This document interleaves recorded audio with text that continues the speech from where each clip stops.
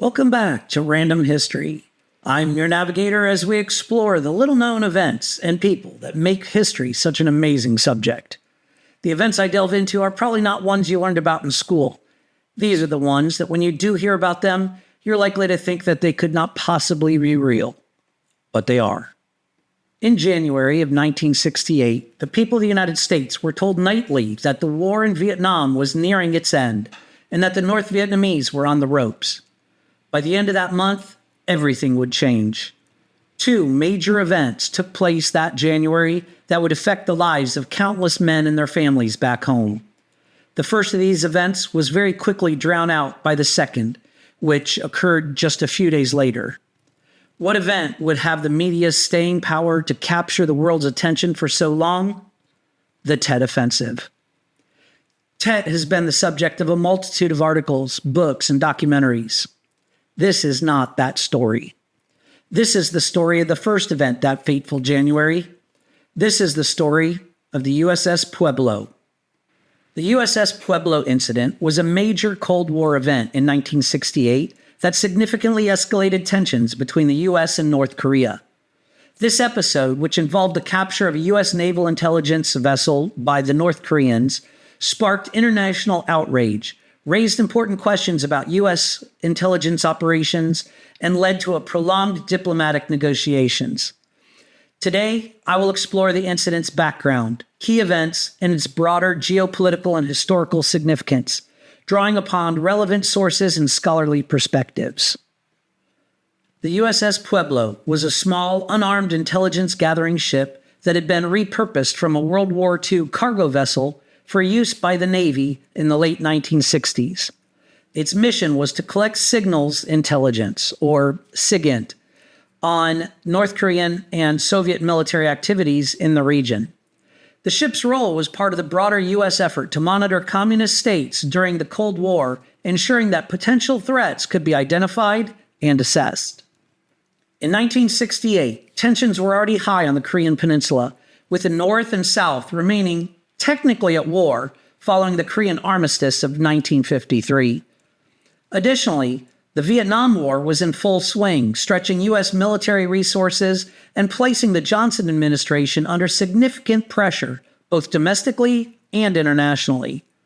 Against this backdrop, the Pueblo was tasked with gathering intelligence in the Sea of Japan off the coast of North Korea. The ship was lightly armed with only a few machine guns for self-defense, as it was not intended for combat, but rather for intelligence collection. On 23 January 1968, the USS Pueblo was approached by several North Korean patrol boats while conducting its mission in international waters, about 16 miles off the coast of North Korea. North Korea claimed that the Pueblo had violated its territorial waters, although the U.S. maintained that the ship was well outside the 12 nautical mile limit recognized by international law. The North Korean ships demanded that the Pueblo halt and prepare to be boarded. When the Pueblo attempted to evade, the North Koreans opened fire, severely damaging the ship and killing one crew member, Dwayne Hodges. Faced with overwhelming force and unable to effectively defend the ship, Commander Lloyd Butcher ordered the crew to surrender. After several hours of harassment and repeated attacks, the North Koreans boarded the Pueblo and seized control of the vessel. The 82 surviving crew members, including Commander Butcher, were taken prisoner and transported to the North Korean capital, Pyongyang. The crew of the Pueblo endured nearly 11 months of captivity in North Korea under harsh conditions. They were subjected to physical abuse, psychological torture, and intensive interrogation aimed at extracting confessions and propaganda statements. The North Koreans forced the crew to sign confessions admitting to espionage and illegal entry into North Korean waters, statements that the U.S. government later disavowed as coerced. Despite the difficult conditions, the crew engaged in subtle acts of defiance. Most famously, during staged propaganda photos, several crew members surreptitiously gave the camera what they claimed was a Hawaiian good luck sign. In reality, it was an obscene gesture involving one finger. This small act of resistance became emblematic of the crew's determination to not fully submit to their captors. When North Korea eventually discovered the true meaning of the gesture, the crew faced even harsher punishment, including increased beatings and other punishments. The capture of the USS Pueblo posed a significant diplomatic challenge for the United States, which was already embroiled in the Vietnam War and could ill afford another major conflict. President Johnson's administration faced a difficult decision: how to secure the release of the crew without resorting to military action, which could risk triggering a wider conflict on the peninsula, also possibly involving China and the Soviet Union. Diplomatic negotiations between the U.S. and North Korea began soon after the incident, but quickly stalled due to North Korea's demands for an official U.S. apology and admission of guilt. The talks took place in the neutral territory of Panmunjom, at the Demilitarized Zone, or DMZ, between North and South Korea. The U.S. refused to admit fault, insisting that the Pueblo had been in international waters, but North Korea was adamant that the ship had violated its sovereignty. In the end, the U.S. agreed to a carefully crafted diplomatic compromise. The U.S. signed a written apology and admitted to espionage, but simultaneously issued a statement disavowing the confession, calling it a protocol requirement to secure the crew's release. This face-saving maneuver allowed both sides to claim a form of victory. North Korea received its apology, while the U.S. could maintain that it had not truly accepted responsibility for the incident. On the 23rd of December 1968, nearly 11 months since their capture, the crew of the USS Pueblo was released. They crossed the DMZ at Panmunjom, returning to U.S. custody. However, the ship itself remained in North Korea, where it has since been converted into a museum and propaganda exhibit, highlighting North Korea's defiance against the United States. The Pueblo incident had a wide-ranging consequence for U.S. foreign policy, military strategy, and intelligence operations. Domestically, there was a significant backlash against the Johnson administration for what many perceived as a failure to protect U.S. military personnel and assets. The incident raised questions about the vulnerability of intelligence gathering operations in hostile environments and the adequacy of support provided to such missions. Commander Butcher faced a U.S. Navy court of inquiry upon his return, with some calling for his court-martial due to his decision to surrender the Pueblo.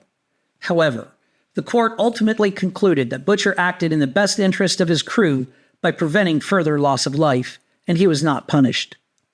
Butcher's conduct remained a topic of debate in military circles for years, with some defending his actions as pragmatic and others criticizing them as unbefitting a commanding officer. On the international stage, the incident underscored the volatile nature of the Korean Peninsula and the challenges of maintaining relations with the unpredictable North Korean regime. The Pueblo's capture demonstrated North Korea's willingness to confront a global superpower, a stance that we continue to see with the launching of the ballistic missiles and the testing of its nuclear program. Additionally, the incident highlighted the importance of improving intelligence gathering techniques and the protection of intelligence assets. In the years following the Pueblo incident, the U.S. significantly expanded the use of satellite reconnaissance and unmanned aerial surveillance, which reduced the risks of using manned ships for intelligence missions. The USS Pueblo remains with North Korea today, making it the only U.S. ship still held by a foreign government. The ship, docked along the Potong River in Pyongyang, has been turned into a museum that North Korea uses to celebrate its victory over the United States.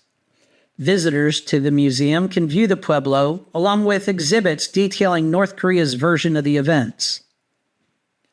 Efforts to recover the Pueblo have been largely unsuccessful. Over the years, several U.S. administrations have raised the issue in negotiations with North Korea, but the regime has consistently refused to return the ship, claiming it as a legitimate war booty. The ship's continued presence in North Korea serves as a reminder of the unresolved tensions between the two nations, tensions that have only been exacerbated by North Korea's development of nuclear weapons and long-range missile capabilities. The legacy of the USS Pueblo incident is one of both diplomatic failure and pragmatic compromise. While the U.S. was able to secure the release of the crew without resorting to military action, the incident remains a symbol of the unpredictable and often dangerous nature of international relations during the Cold War. Moreover, the incident has had lasting implications for U.S. intelligence operations, shaping the development of new techniques and strategies designed to mitigate the risks of similar incidents in the future. The Pueblo incident of 1968 was a defining moment in Cold War history, one that exposed the vulnerabilities of U.S. intelligence operations and highlighted the complex nature of U.S.-North Korea relations. The seizure of the ship and the prolonged captivity of the crew underscored the unpredictability of North Korea and the challenges faced by the U.S. in responding to such crises. Though the crew was eventually released, the incident left a lasting mark on both nations, influencing diplomatic relations, military strategy, and intelligence gathering operations for decades to come. The Pueblo itself, still held by North Korea, remains a powerful symbol of the tensions that continue to define the Korean Peninsula. The Pueblo incident underscored the need for true American heroes in the 60s. The failures of the Johnson administration to bring the Pueblo home, to end the war in Vietnam, just underscored the need for these heroes. These incidents all occurred in my youth. And frankly, growing up, there were no greater heroes than NASA's astronauts. And there were no greater astronauts than the Mercury 7. Alan Shepard, John Glenn, Scott Carpenter, Wally Schirra, Gordo Cooper, Deke Slayton, and the true hero of today, Virgil or Gus Grissom. Grissom was one of the long line of astronauts that graduated from Purdue University. He was also one of the 3 Air Force pilots in the Mercury 7. His work would help pave the way to the moon. Virgil Ivan, or Gus Grissom, was a pivotal figure in the early days of American space exploration. Born on 3 April 1926 in Mitchell, Indiana, Grissom grew up in rural Midwest and eventually became one of the most renowned astronauts in NASA's Mercury, Gemini, and Apollo programs.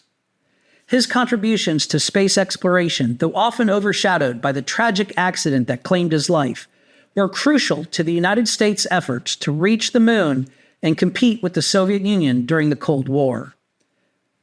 Today, I will provide a brief overview of Grissom's life, his achievements, and his lasting legacy in space exploration. Grissom's interest in flying began at a young age. After high school, he enlisted in the U.S. Army Air Forces in 1944 during World War II, but the war ended before he saw combat. Following the war, Grissom attended Purdue University, earning a degree in mechanical engineering in 1950. He re-enlisted, this time with the U.S. Air Force, and went on to fly 100 combat missions during the Korean War, earning the Distinguished Flying Cross. His exceptional performance as a pilot and his technical expertise would later pave the way for his selection as an astronaut.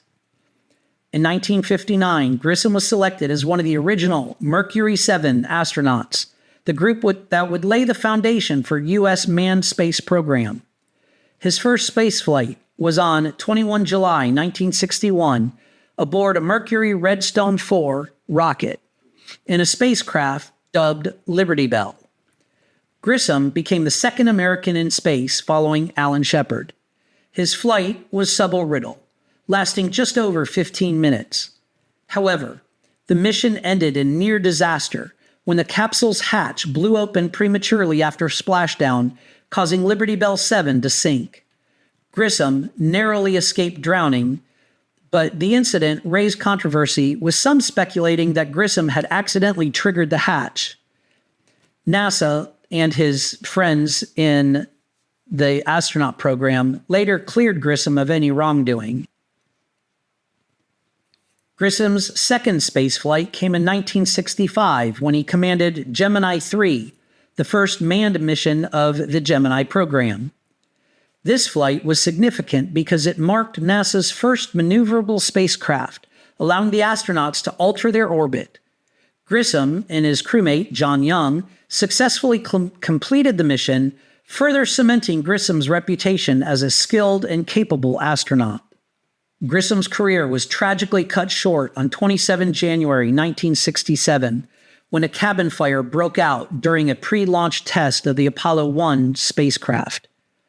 Grissom, along with astronauts Ed White and Roger Chaffee, perished in the fire. The accident was a devastating blow to NASA and the Apollo program, but it led to major safety overhauls that ultimately contributed to the success of the subsequent Apollo missions, including the Apollo 11 moon landing in 1969. Despite his untimely death, Grissom's contribution to space exploration remains significant. He was a trailblazer who helped lay the groundwork for America's achievements in space. His bravery and technical expertise were instrumental in the early successes of NASA, and his memory continues to inspire future generations of astronauts and engineers. This brings us to the end of another episode of Random History. I hope you've enjoyed the program as much as I enjoyed researching and writing it. I also hope you'll continue listening to my future episodes. You can use the link in the podcast description to view the sources, transcripts, and even submit a request for stories that you'd like to hear on an upcoming episode. Until next time, make some history of your own. Navigator out.